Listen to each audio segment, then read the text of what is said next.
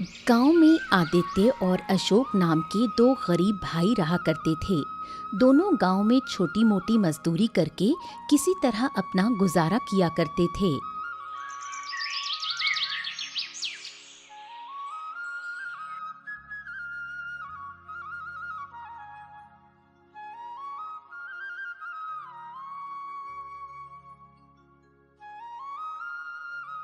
शाम के समय आदित्य अपने घर पर आता है और अपने भाई को मौजूद न पाकर अपनी पत्नी रज्जो से पूछता है। रज्जो, अरे ये अशोक कहाँ गया? अभी तक लौटा क्यों नहीं? तुम्हारा भाई तो अब एकदम निकम्मा हो गया है। न कोई काम करता है, न कमा कर लाता है। दिन भर बस यूं ही गांव की गलियों में आवारागर्दी करता रहता है। ये सुनकर आदित्य का चेहरा गुस्से से तमतमा उठा। दरअसल आदित्य अंदर से बेहद लालची किस्म का व्यक्ति था। आने दो, आज उस नालायक को तो बताता हूँ मैं। बड़ा आया।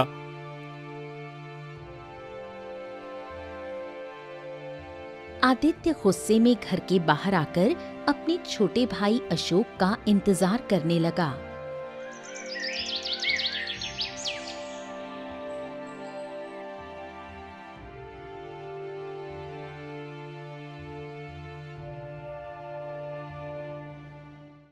क्यों रे, कहाँ मर गया था तू अशोक? हैं? भैया, वो काम की तलाश में गया था। बड़ा आया काम की तलाश में। अरे बस यूं ही काम की तलाश में ही घूमता रहेगा या कुछ करेगा भी? अरे कोई भी छोटा मोटा काम पकड़ ले। ये घर मुफ्त की रोटियों का अड्डा नहीं है और मैं कोई मूर्ख नहीं हूँ जो दिन रात मेहनत करके कमाऊं और तू आवारा घूमते हुए हराम की खाए। अरे मेरी बीवी हैं, कल को बच्चे होंगे, उनके बारे में भी सोचना है मुझे। समझ गया? ये कहकर आदित्य गुस्से में घर के अंदर चला गया। अपने भाई की कड़वी बातों से अशोक अंदर तक टूट गया और बिना कुछ खाए ही चुपचाप सो गया।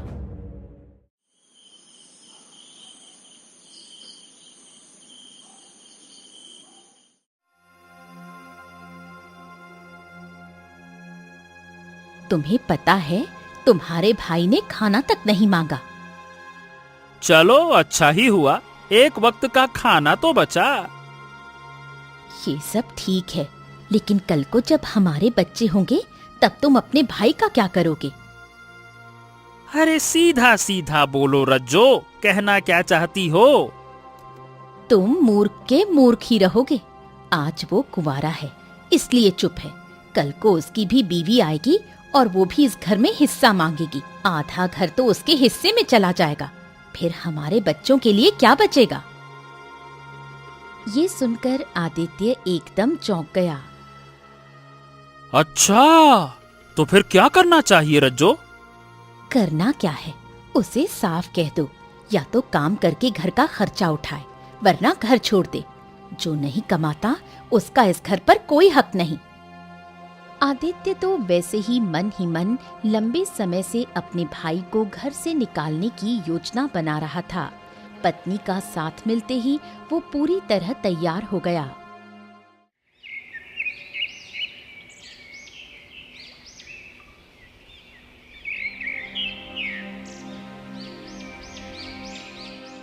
देखो भाई अशोक, मैं क्या कह रहा हूँ कि पिताजी ने ये घर हमारे नाम बराबर बराबर किया था, लेकिन अब तो तुम मेरी ही कमाई की रोटी खा रहे हो। अब भैया, आप कहना क्या चाहते हैं?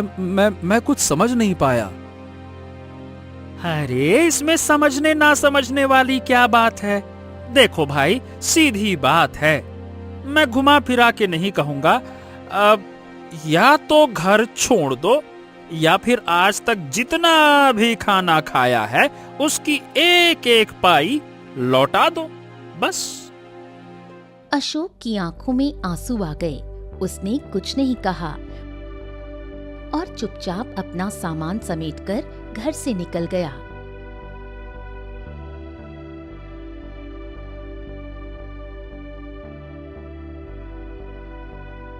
इधर अशोक अपनी आंखों में आंसू लिए गांव के एक पेड़ के नीचे बैठ गया। तभी वहां से गांव का मुखिया गुजरा। अरे क्या बात है अशोक, क्या हो गया? तुम ऐसे उदास क्यों बैठे हुए हो? हाँ, क्या कहूं मुखिया जी, भैया ने मुझसे मेरे खाने पीने का हिसाब मांग लिया। कहते हैं कि आज तक उनके घर में उनकी कमाई से जितना भी खाया है उसका एक एक पाई मैं उनको दे दूं। जितनी भी रोटी खाई है उसकी कीमत चुका दूं, नहीं तो घर छोड़ दूं। अब काका, आप तो जानते हैं कि मैं बेरोजगार हूं, कहां से चुकाऊंगा, इसीलिए छोड़ दिया घर, चला आया। सब कुछ पीछे छोड़कर सब पीछे छोड़ दिया मैंने। अशोक का चेहरा आंसुओं से भीगा हुआ था।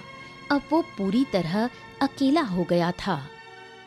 बस बस बस बस, शांत हो जा बेटा, शांत हो जा। दिल छोटा मत कर अशोक। गांव में, मतलब गांव के बाहर मेरी एक पुरानी झोपड़ी है, बरसों से खाली पड़ी है। तुम चाहो तो जब तक चाहो वहां रह सकते हो, जाओ। हाँ मुखिया जी, मैं जीवन भर आपके इस उपकार को नहीं भूलूंगा। बहुत बहुत धन्यवाद आपका, बहुत बहुत धन्यवाद। मुखिया मुस्कुराते हुए वहां से चला गया।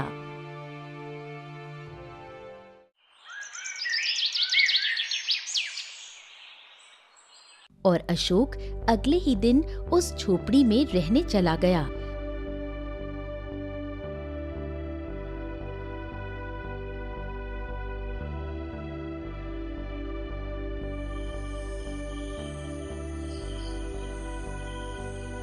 अशोक रात भर बड़ी मेहनत से झोपड़ी की साफ सफाई करता रहा और मेहनत के बाद उसने झोपड़ी को रहने लायक बना दिया।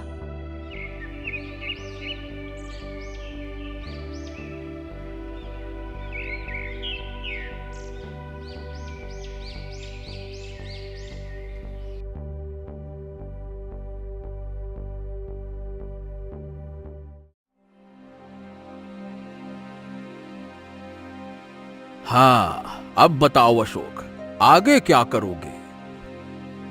मुखिया जी, मैं कोई बड़ा काम तो नहीं जानता, बस मजदूरी करना ही आता है मुझे। देखो बेटा, गांव छोटा है, यहां मजदूरी का काम मुश्किल से मिलता है, लेकिन जंगल में लकड़ियां काटो और दूसरे गांव में बेचो, ये बड़ा अच्छा काम है। लकड़ियां अच्छे दामों में बिकती हैं और कमाई भी बढ़िया हो जाती है। अशोक को मुखिया की सलाह पसंद आई।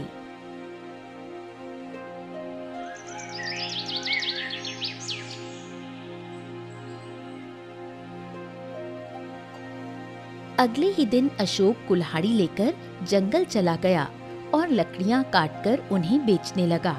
कुछ ही समय में उसकी आमदनी अच्छी होने लगी।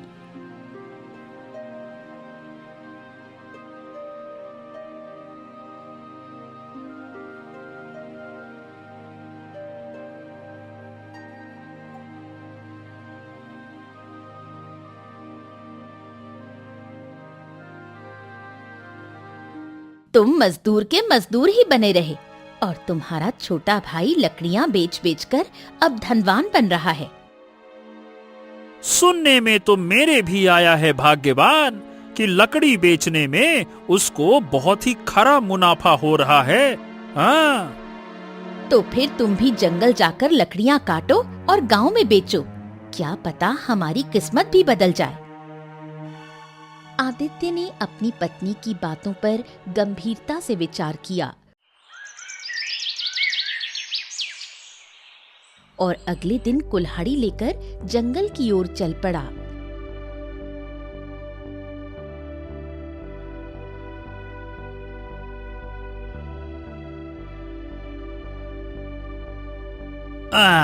हाँ, ये पेड़ की लकड़ियां बड़ी मजबूत लग रही हैं।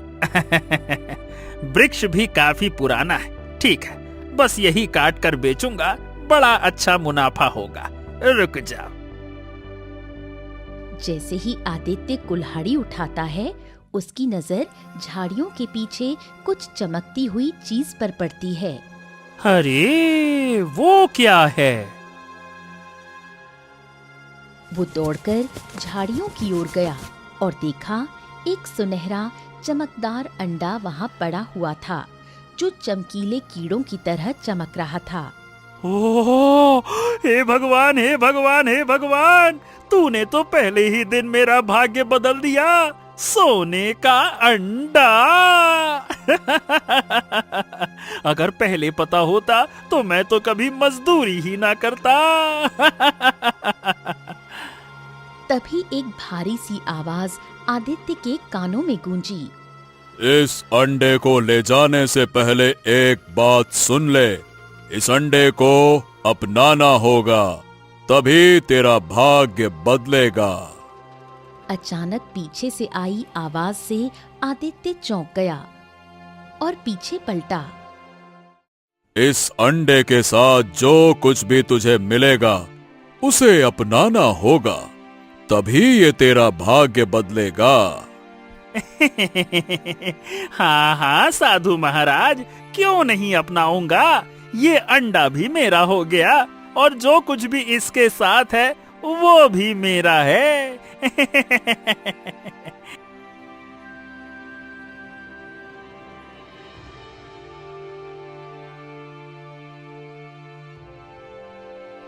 इतना कहकर आदित्य दौड़ता हुआ घर लौट गया।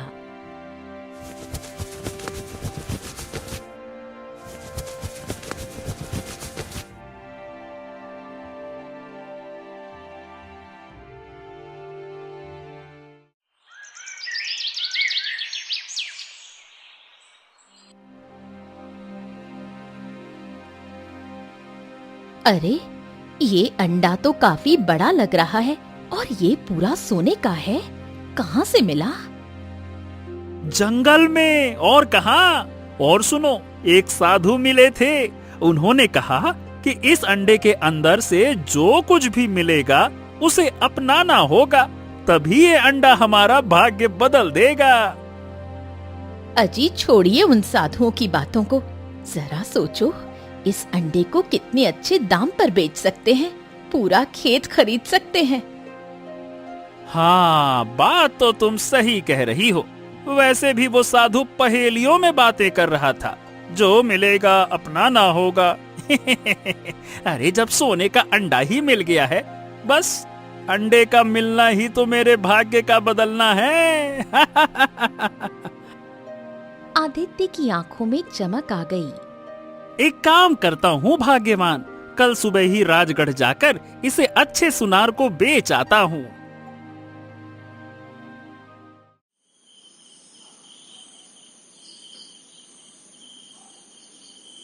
रात को आदित्य अपनी पत्नी रज्जो के साथ सो गया।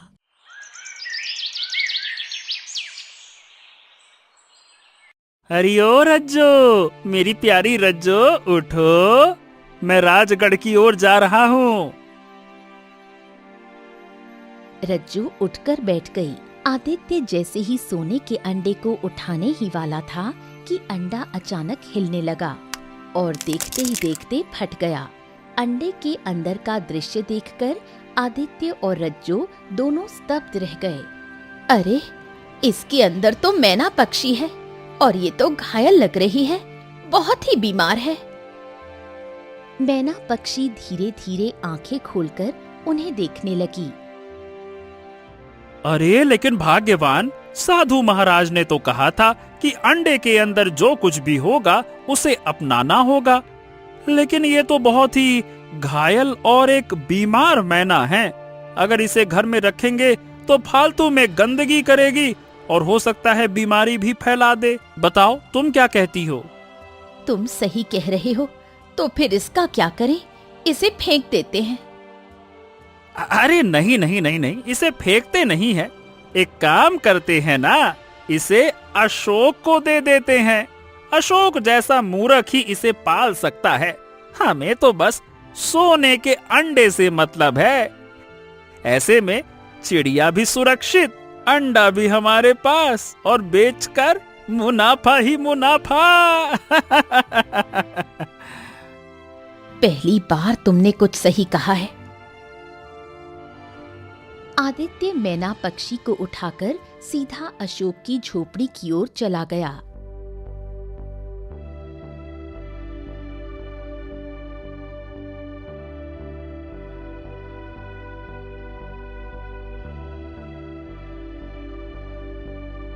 अपने बड़े भाई को देखकर अशोक चौंक गया। अरे अशोक सुनो, ये पक्षी मुझे घर के बाहर घायल अवस्था में मिली है। अरे राम राम राम राम, बेचारी बड़ी बीमार लग रही है। अब देखो, मुझे तो पक्षियों से नफरत है, इसीलिए इसे तुम्हारे पास छोड़ने आया हूँ। तुम्हें तो पसंद है ना ये सब। इतना कहकर आदित्य वहां से चला गया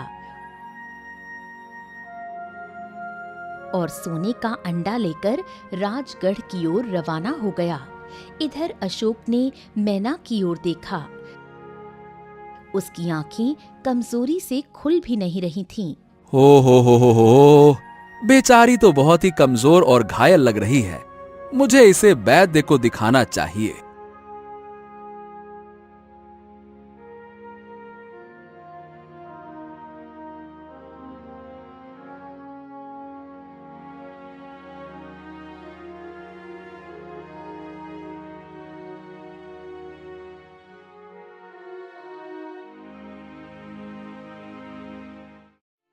वैद्य जी, जरा देखिए तो सही, ये बेचारी मैना पक्षी बहुत ही बीमार और घायल है। ये लो जड़ी बूटियां। सुबह, दोपहर और शाम तीनों समय इसके जख्मों पे लगा देना। चिंता मत करो, कुछ ही समय में ठीक हो जाएगी। ठीक है, जाओ।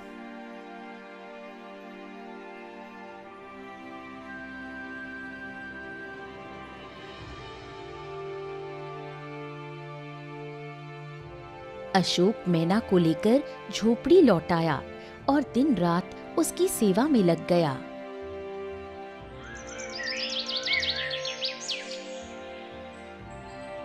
राजगढ़ से लौटकर आदित्य ने स्वर्ण मुद्राओं से भरी पोटली अपनी पत्नी के हाथ में रख दी। अरे, इतनी सारी स्वर्ण मुद्राएं! अरे मेरी प्यारी रज्जो, वो अंडा बहुत ही महंगे दामों में बिका है। हम माला माल हो गए। इसका मतलब मेरी सोच बिल्कुल सही थी। अब एक काम करो, इस धन से एक बड़ा खेत खरीद लो। अगले ही दिन आदित्य ने एक विशाल खेत खरीद लिया और खेती करने लगा।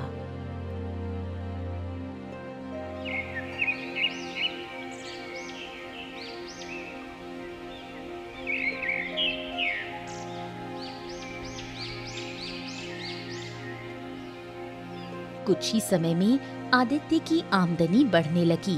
उसका घर अब सुंदर और संपन्न हो गया। इसे कहते हैं किस्मत। तुम्हारा मूर्ख भाई तो अब भी झोपड़ी में है और उस मैना पक्षी की सेवा में ही लगा है।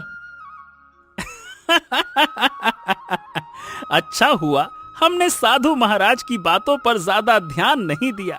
वो तो कह रहे थे अंडे के अंदर जो कुछ है उसे अपनाना होगा, तभी तुम्हारा भाग्य बदलेगा।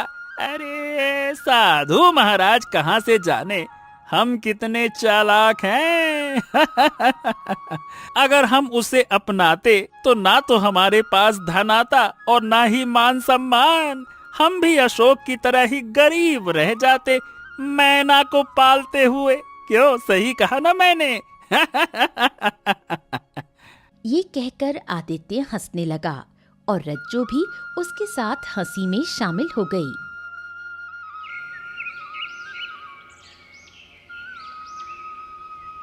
इधर अशोक मैना पक्षी की सेवा में अपनी जान तक झोंक चुका था। मैना के जख्म अब लगभग ठीक हो चुके थे, लेकिन वो अब भी बीमार सी लगती थी और उसकी कमजोरी नहीं जा रही थी। हो, तुम्हारे सारे जख्म तो भर गए हैं, लेकिन न जाने कौन सी बीमारी है तुम्हें जो ठीक होने का नाम नहीं ले रही। वैद्य जी भी कह रहे थे कि उन्होंने हर तरह की जड़ी बूटी आजमा ली, लेकिन कुछ असर नहीं हो रहा। क्या करें? अशोक इतना ही बोल पाता है कि अचानक मैना पक्षी उसकी ओर देखकर इंसानी आवाज में बोल उठती है, मेरी बीमारी जड़ी बूटियों से ठीक नहीं होगी अशोक। मैना के मुंह से इंसानी आवाज सुनकर अशोक चौंक गया। डर से वो पीछे हट गया और उसे घबराकर देखने लगा। डरने की जरूरत नहीं है अशोक, कम से कम तुम तो मत डरो। इस संसार में केवल तुम ही हो जिसने मेरी निस्वार्थ सेवा की है, जबकि तुम्हारे भाई ने तुमसे झूठ बोला। अब क्या क्या मतलब है तुम्हारा? मेरे भाई ने मुझसे झूठ बोला? क्या तुमने नहीं देखा तुम्हारे भाई के दिन अचानक कैसे बदल गए? वो जो एक मामूली मजदूर था, आज उसके पास खेत है, धन है, मान सम्मान है। हाँ, लेकिन भैया शुरू से मेहनती थे, तो हो सकता है कि उन्होंने कोई व्यापार किया हो और मुनाफा हो गया हो। नहीं, तुम्हारे भाई को जंगल में एक सोने का अंडा मिला था। उसी अंडे से मैं निकली थी, घायल और बीमार अवस्था में, लेकिन उसने मुझे नहीं अपनाया, तुम्हें सौंप दिया और स्वयं सोने का अंडा बेचकर राज्य में धन कमाने चला गया। ये सुनकर अशोक गहरी सोच में डूब गया। हो, वैसे मुझे इस बात का कोई अफसोस नहीं है। मुझे तो खुशी है कि जब भैया तुम्हें देकर गए थे तो तुम बहुत बीमार थी, बोल भी नहीं सकती थी। देखो, अब तुम्हारे सारे जख्म भी भर चुके हैं। बस तुम्हारी कमजोरी दूर हो जाए, यही मेरे लिए सबसे बड़ा इनाम होगा। मेरे शरीर में जो भीतरी कमजोरी है वो केवल जंगल में स्थित लाल तालाब के जल से ही ठीक हो सकती है। लाल तालाब का पानी? ओ, लेकिन वहां तो राक्षसी रहती है, और जो भी वहां गया है वो कभी लौट कर नहीं आया। राक्षसी वहां हर आने वाले से एक सवाल पूछती है और कोई भी उसका उत्तर आज तक दे ही नहीं पाया। मैं जानती हूँ, लेकिन मेरा जीवन अब उसी जल पर निर्भर है। अगर वो जल मुझे नहीं मिला तो मैं ज्यादा दिन नहीं जी पाऊंगी। इतना कहते ही मैना की आंखों में आंसू आ गए। अरे अरे अरे अरे अरे अरे अरे अरे, क्या हो गया, क्या हो गया? मैं अपनी सेवा को व्यर्थ नहीं जाने दूंगा। ठीक है, ठीक है, चिंता मत करो। मैं तुम्हें ठीक करने के लिए हर कोशिश करूंगा। अगर लाल तालाब का जल तुम्हारा इलाज है, कोई बात नहीं, मैं वो लेकर आऊंगा। हाँ, चिंता मत करो। लेकिन वहाँ तुम्हारी जान को खतरा है। अरे, मुझे ईश्वर पर भरोसा है मैना। तुम यहीं पर मेरा इंतजार करना, है ना? मैं लाल तालाब का पानी लेकर ही लौटूंगा। इतना कहकर अशोक झोपड़ी से बाहर निकल गया। अशोक गांव की सीमा पर पहुंचा ही था कि सामने से गांव का मुखिया मिलता है। अरे अशोक, कहाँ भाई? इस समय कहाँ जा रहे हो? मुखिया जी, वो मैं लाल तालाब जा रहा हूँ। मैना ने बताया कि उसका इलाज लाल तालाब के जल में है। अशोक की बात सुनकर मुखिया चौंक गया और डर से पीछे हट गया। अरे ये क्या बकवास कर रहे हो अशोक? न जाने वो मैना है भी कौन, समझ नहीं आ रहा। कोई जादुई चिड़िया भी तो हो सकती है, और तुम उस पर इतना भरोसा कैसे कर सकते हो? अब मेरा मन कहता है मुखिया जी कि वो सच कह रही है। पागल मत बनो। तुम्हारा बड़ा भाई आदित्य समझदार था। उसने जानबूझकर उस मुसीबत को तुम पर टाल दिया और खुद धन बटोरता गया, और तुम ये मैना को पालने में लगे हुए हो। अरे भाई, काम धाम करके आगे बढ़ो। अशोक ने मुखिया की बात का कोई जवाब नहीं दिया और चुपचाप आगे बढ़ गया।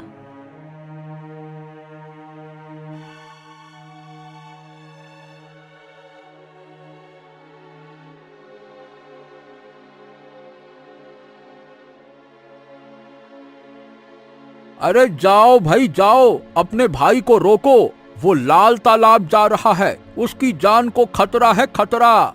मुखिया की बात सुनकर आदित्य और उसकी पत्नी रज्जो जोर जोर से हंसने लगे। मुखिया जी, अब तो आपको सारी घटना समझ में आ ही गई होगी कि मैं कैसे धनवान बना।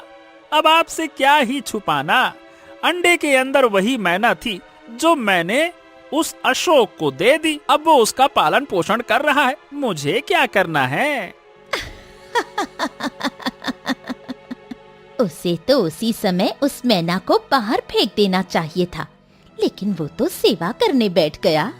अब तो हद हो गई है रज्जो, लाल तालाब का पानी लेने चला गया। इससे बड़ा मूर्ख तो मैंने अपने जीवन में ना देखा।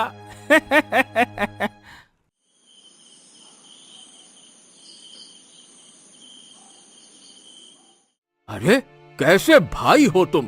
अरे तुम्हारा छोटा भाई मौत के मुंह में जा रहा है और तुम उसका मजाक उड़ा रहे हो। मुखिया जी, रात बहुत हो गई है, आप भी अपने घर जाइए, सोइए और हमको भी चैन से सोने दीजिए। अशोक अब मेरा भाई नहीं रहा।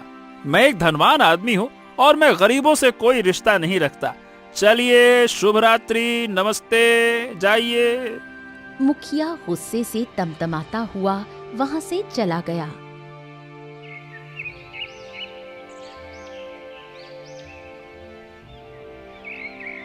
अशोक लाल तालाब की ओर बढ़ ही रहा था कि अचानक रास्ते में वही साधु मिल गया जो पहले आदित्य से मिला था। रुको पुत्र, कहाँ जा रहे हो? अशोक ने साधु को देखकर सारा हाल सुना दिया। तो अब समझ में आया।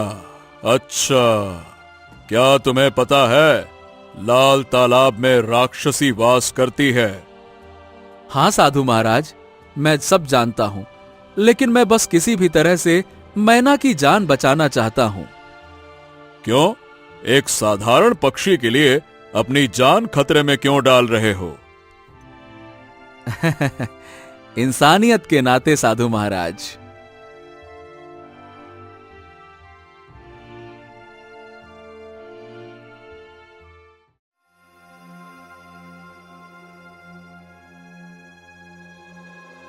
अशोक तालाब के पास पहुंचा, तभी जल से एक गंभीर आवाज गूंज उठी। इस तालाब का जल लेने से पहले एक प्रश्न का उत्तर देना होगा। पूछो। पहले ये बता, तू इस जल को क्यों लेने आया है? अशोक ने पूरी घटना विस्तार से बताई। कुछ देर सन्नाटा रहा, फिर वही आवाज गूंजी। लोग अपने लाभ के लिए जल लेते हैं। तू पहला इंसान है जो एक पक्षी की जान बचाने अपनी जान दांव पर लगा कर आया है। तुझसे कोई प्रश्न नहीं, जितना जल ले जाना है ले जा। अशोक ने तुरंत कलश में पानी भरा और वापस अपनी झोपड़ी की ओर रवाना हो गया।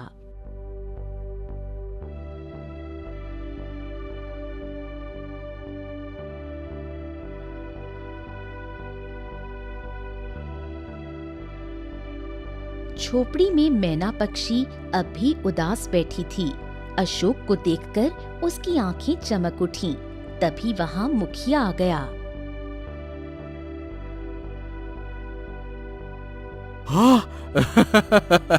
अरे वाह वाह वाह वाह अशोक, तुम्हें देखकर बड़ी खुशी हो रही है।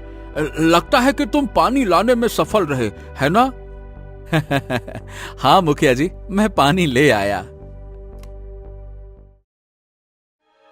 तभी आदित्य और रज्जो वहां पहुंच गए। अरे ये क्या? मैं तो ये सोचकर आया था कि अब तेरी मौत की खबर मिलेगी, लेकिन तू तो। अशोक ने कोई उत्तर नहीं दिया। वो सीधे कलश को मैना के आगे रखता है। हाँ, अब लो मैना, पहले तुम जल पियो। मैं तुम्हें इस हालत में और नहीं देख सकता। पियो पियो पियो, आराम से पियो, लो। मैना ने जैसे ही जल पिया, वो रंग बिरंगे प्रकाश में लिपट गई और देखते ही देखते एक सुंदर राजकुमारी में परिवर्तित हो गई। ये देखकर मुखिया, आदित्य और रज्जो की आंखें फटी की फटी रह गईं। हाँ, तुम तो मतलब राजकुमारी सुलेखा हो। तभी अचानक रंग बिरंगे प्रकाश में वही साधु प्रकट हुआ। मैंने तुझसे कहा था, अंडे के अंदर जो कुछ भी मिलेगा उसे भी अपनाना होगा, तभी तेरा भाग्य बदलेगा।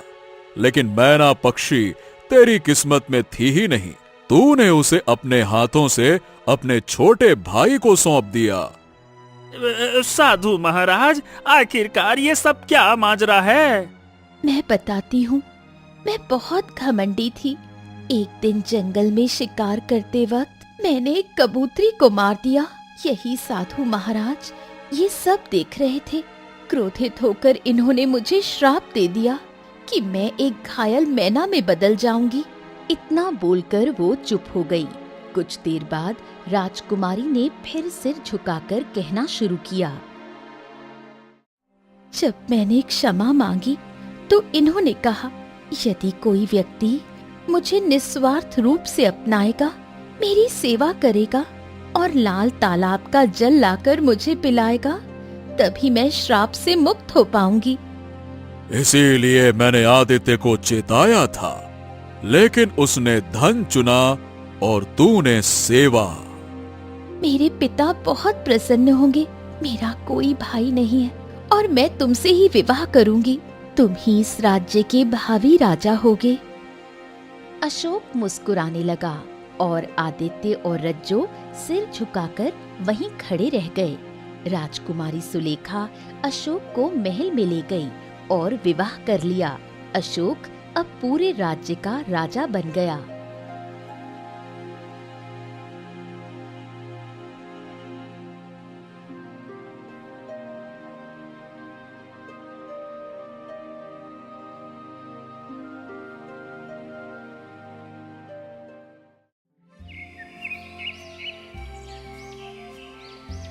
वर्षों बीत गए। आदित्य एक साधारण सा मालिक ही था, लेकिन हर शाम बैठकर एक ही प्रश्न खुद से करता था। अरे क्या करूं अब मैं? क्या मैंने सच में अपनी किस्मत को अपने ही हाथों से उस भिखारी अशोक को दे दिया था? राम राम राम राम राम राम।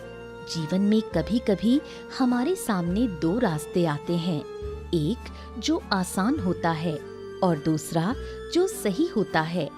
आदित्य ने सोने को चुना और अशोक ने सेवा को। धन से आदमी अमीर हो सकता है, पर इंसानियत से वही राजा बनता है।